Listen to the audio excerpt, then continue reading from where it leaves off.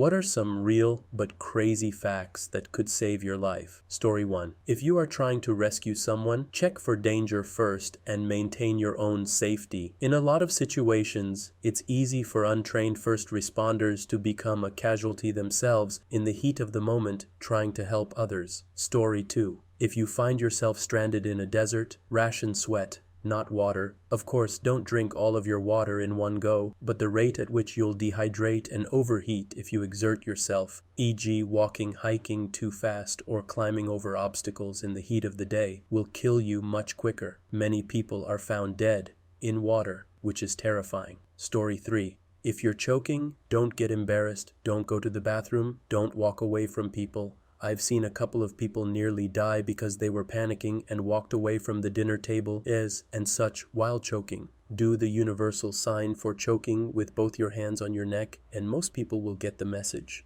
Story 4. Point at someone and delegate. People freeze up in emergencies or assume someone else will handle a problem. Point at someone and say, "You guy in the blue shirt, go to the gate and tell the ambulance where we are. Ma'am, please go with him." Don't ask, "Does anyone know CPR?" Point at someone and ask if they do. Even if they don't, people are more likely to step forward in fear of being asked next and judged for not acting sooner than volunteering from the beginning. Story 5. Never ever ever go with someone who has a gun or knife pressed against you. Most people think complying with save them, but really they are just looking for a better place to kill you. Make them kill you in a crowded location or the current one.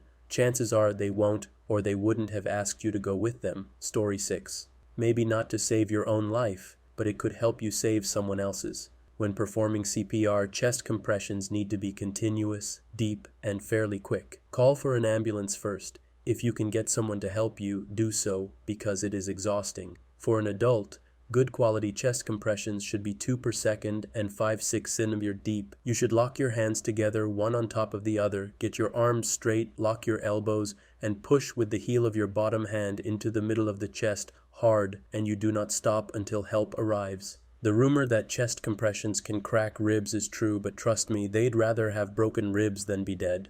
Story 7. If someone ODs, don't wait to discuss or figure out if they will get in trouble. Every minute counts, and if staff ask if they took anything, tell them immediately. Tests will reveal it anyway, but every minute they have to run them is another minute they can't treat the patient correctly. Do not hesitate to call emergency services for a suspected overdose, as quick treatment and response are imperative. They're not the police, they're not out to get anyone in trouble, and if it messes with something like their doctor's prescriptions, it's preferable to leave them to die. If you do any kind of opiate or have people at your house who do it often, have naloxone handy and know how to administer it. Also, don't lie to those of us who work in the ER. We aren't the cops. We can't give your medical information to law enforcement without your consent or a warrant. Even in that case, the hospital will use their lawyer, and we want to know what we are dealing with. Story 8. If you need to check a pressurized line hydraulic line, never ever use your hand. Use a piece of cardboard or soapy water. If you use your hand to check, the pressure can cause the fluid to cut your skin, and liquids like hydraulic fluid will cause gangrene in a matter of hours. Go to the hospital immediately and get them to check you right away. Don't take no for an answer. It could mean the difference between keeping versus losing your limb. Story 9. I don't know why this one is missing. When you see someone faint, don't help him stay up. Gently catch and lay down ASAP. They're fainting because the brain needs blood to stay alive. Keeping them upright will prevent this. If you feel lightheaded, lay down so that no dumbass will try to keep you on your feet. If you suffer from any condition that causes fainting, explain this to people around you. Story 10. If you crash into an electrical pole, immediately call 911 or your country's equivalent and stay in the car. You could have downed an electrical wire, and the wire would still be live. Assume the entire area around your car is electrified. Only get out of the car if there's an immediate danger, such as a fire. When you exit the car, make sure both feet touch the ground at the same time, and only take small, shuffling steps, and make sure both feet are touching the ground at all times. There were 2 teenagers from my hometown who were electrocuted after an accident like this. Story 11. If you get stabbed or impaled, leave the foreign object alone. Do not attempt to remove it. Yeah, it's horrible and it's freaking you out, but your odds of survival are much higher if you just leave it be.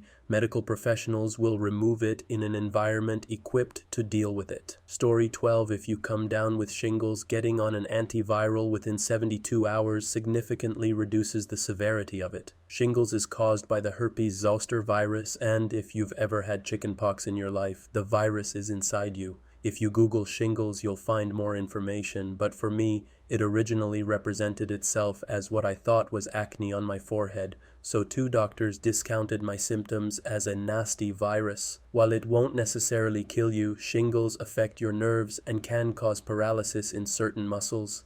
Source: currently battling shingles, and the doctors have all told me that I'm lucky I got on meds as soon as I did. Story 13. If someone is trying to suffocate you with a pillow by pressing it down on your face, just rotate your head to the side and there will be a small air pocket for you to breathe. They'll probably still try to kill you afterward, but at least you can survive for longer. Story 14. If you see square waves next time you're in the sea, get out as quickly as possible. They are similar to riptides and are extremely hard to escape from. The waves create a checkerboard effect on the sea. They are formed by waves moving in opposite directions. This happens when 2 separate weather systems collide. Story 15. If you're a lady being followed in a city, liquor stores, corner stores are great places to duck into. Clerks are great people to tell. Have been followed in sketchy neighborhoods a number of times, and they've been great and down to tell a creepy off or just keep an eye out for me 9.5 to 10 times. Would write an ode to them if I could.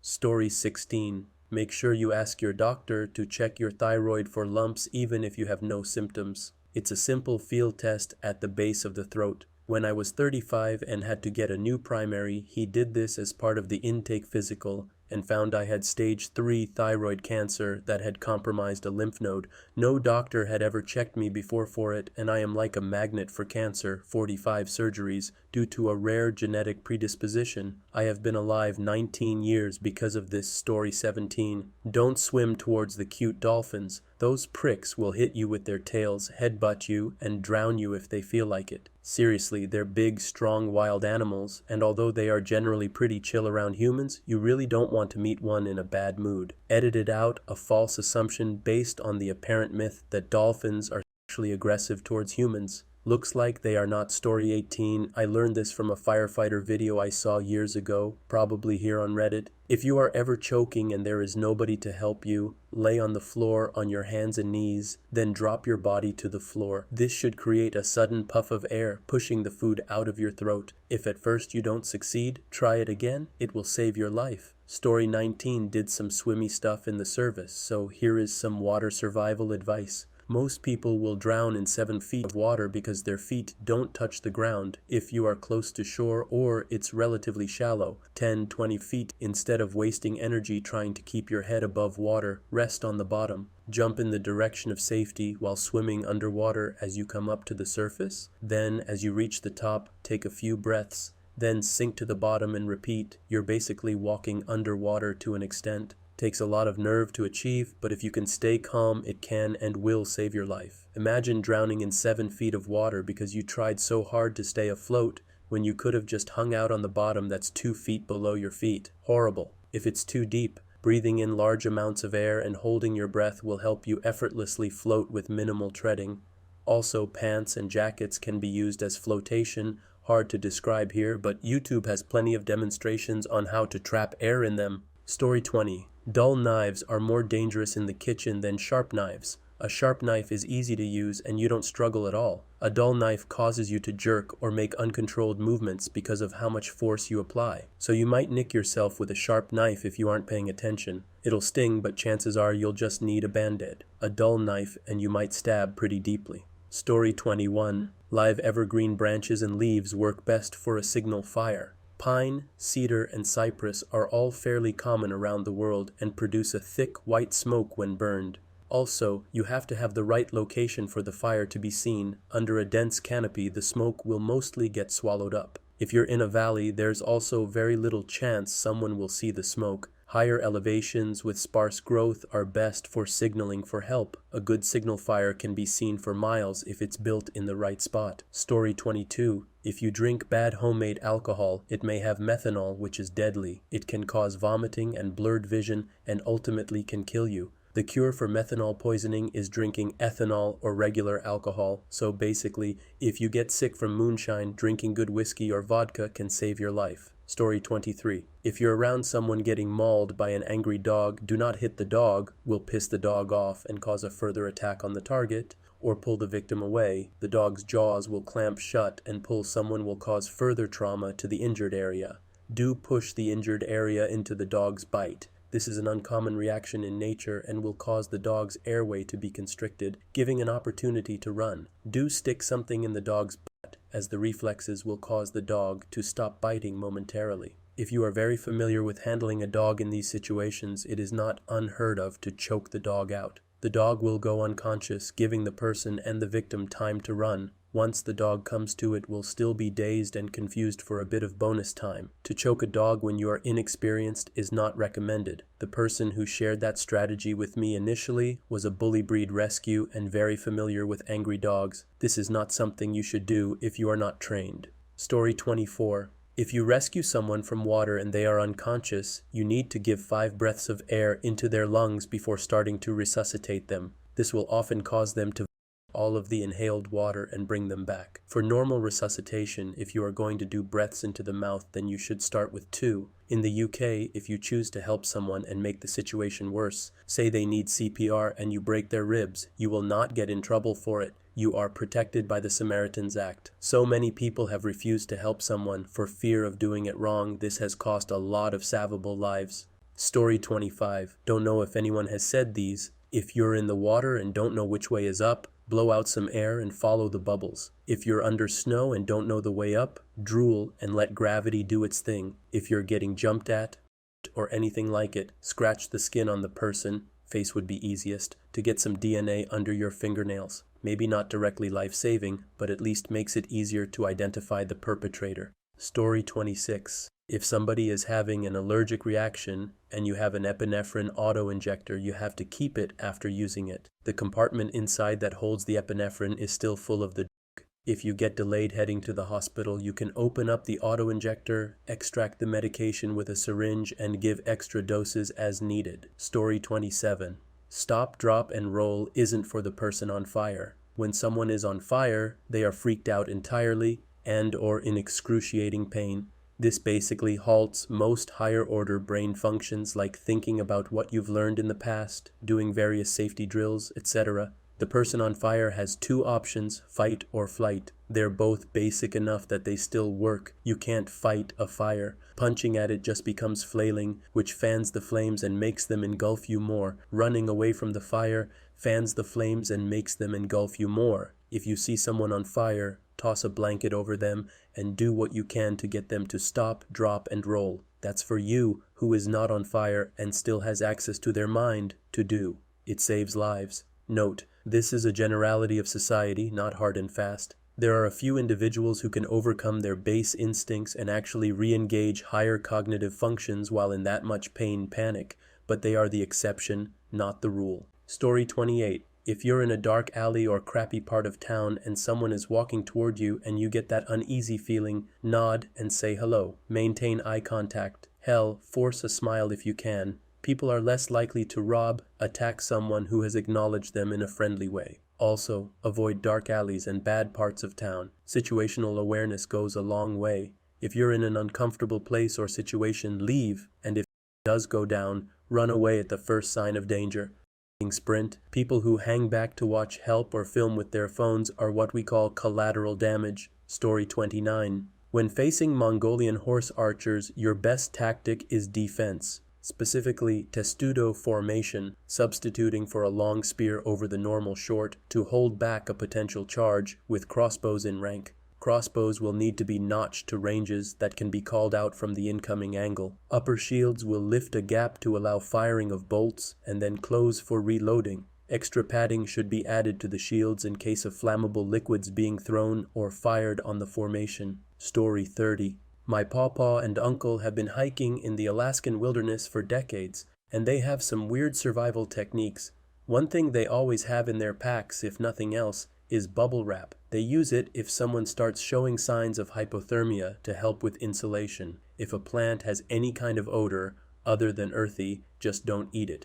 even if it's a good odor. Also, rub it on the skin between your thumb and index finger on the back of the hand. If any sort of rash breaks out, don't eat it. If you find yourself walking on ice, walk like a penguin. No matter how heavy you are, the motion helps distribute your weight, giving you a better chance of not falling through. Rationing water is the dumbest thing you can do. It will only prolong the agony. You're more likely to think logically if you aren't dehydrated. Also, if you're low on water, do not eat more than you absolutely have to. Many hikers, hunters, etc. that come into our mortuary have died due to a puncture in their femoral artery. Always wear extra padding on your inner thighs if you are hunting or navigating through branchy areas. Jeans denim is the worst material to hike in. It absorbs water and can lead to hypothermia. Story 31. If you are trapped in a burning building and your exits are blocked by flames, make sure there is no fire on the other side. Put a blanket over you if you have one around. Tuck your face down, then run through the flames. Immediately throw the blanket off of you as it will be on fire, but you won't.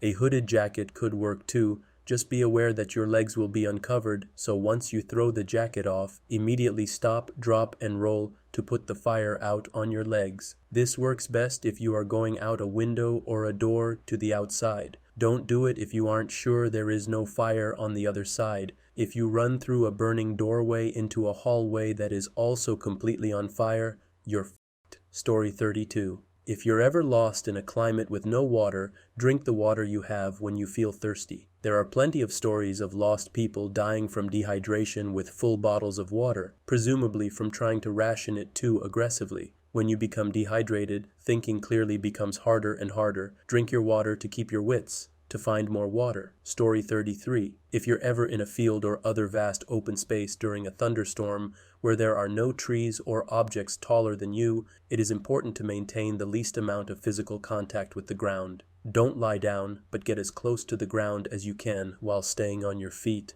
Story 34. If you ever find yourself in a crashing plane, do not inflate your life jacket before you leave the plane. A plane once crashed into the ocean and some people got stuck in the plane as it filled itself with water. They couldn't escape because they inflated their life jacket before while the water came in.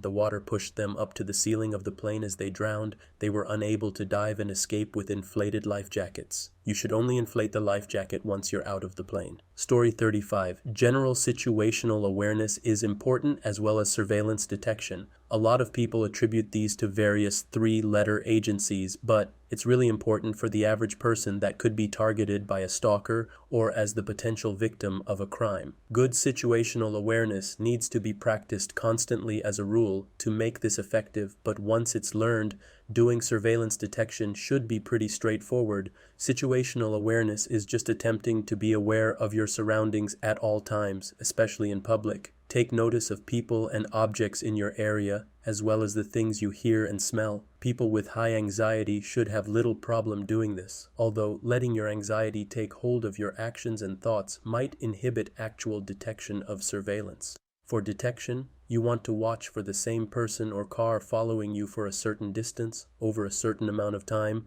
while altering your route of travel to determine that you aren't being followed. There are several methods, and most of them are easy to do after practicing situational awareness. In the event that you suspect you are being followed, you should continue driving as normal as possible and dial 911 or your country equivalent. Do not stop. For further info, Google situational awareness or surveillance detection. I was only taught very basic SA and SD, and I should not be taken as an expert. Story 36. Never drive in the merge lane unless you are merging. If there is an on-ramp ahead of you, move left so as to make room for merging traffic and not interfere with vehicles switching lanes. I see people drive in the right lane and not slow down or move to merge traffic from on-ramps, nearly causing crashes all the time. Yes, they have the right of way. Yes, they are driving within the law. But the law does not save you when a merging vehicle clips you at 70 mph.